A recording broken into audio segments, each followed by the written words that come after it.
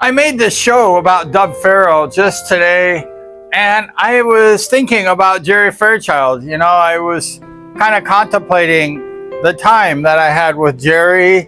What an amazing man I had met with Jerry Fairchild.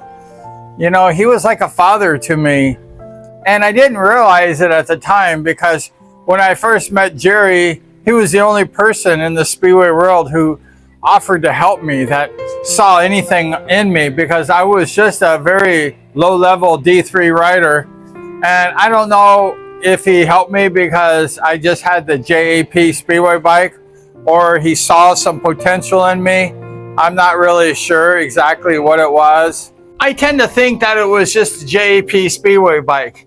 He always told me, you know, Brian, I want you to go out and beat those Jawas. Jerry came from the old school. He was a tuner for the Milne brothers and Lemmy Lamoureux and Ernie Rocio. He built a Speedway bike for the late, great Ernie, who had passed away. He built a laydown that was passed down in the Rocio family.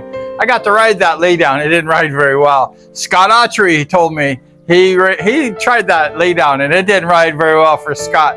But it was just an experimental bike, and you know, kudos to Jerry Fairchild for building that. I don't know, it's in a museum or something nowadays, but Jerry was a very kind person to me. And I just didn't even realize the history that Fairchild had when he asked me to bring my bike in, and he's gonna go ahead and tune it to go fast. And I had his rider on accident, Dub Farrell, teach me how to ride at Maley's. It had nothing to do with Fairchild. Maley saw me ride and said, you know, Brian, you could be a good Speedway rider if you got lessons. And he said, for $300, I'll have you take lessons with Dub Farrell, and then he can teach you how to ride properly before you learn all the bad habits, which is actually really a good idea, because when you start racing Speedway, you want to learn the good habits, not the bad habits. So I took this 2-day course, Saturday and Sunday, at Ken Maley's track. It was wonderful. I kind of sat on my ass a lot when I first started, thinking I was like a TT flat tracker. And Dub saw that, and he said, Brian, come here. And I said, aren't I doing good, Dub? And he said, no, you're not doing good. Take that seat off, and I want you to spin a few laps. And also, he changed my 22-inch tire. Put a 19-inch sliding tire on there with Carlisle. I had no idea, because I had just jumped into Speedway within a week or two. I was racing, so I didn't have very much seat time, and I wasn't experienced at all in Speedway. Although I had raced minis and knew how to ride a motorcycle pretty well. But Speedway is a different beast. It's not like a normal motorcycle.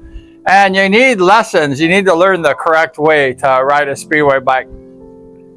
So I took those lessons from Dub, and he taught so well, and he taught me all the correct things I should do. And all I did is practice all off season at Lake Elsinore Speedway, the raceway. I just practiced my starts. I practiced racing against other guys.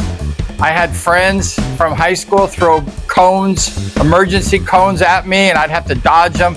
I learned and I practiced every weekend, at least one day every weekend. I'd go out and practice Speedway, and I got really good.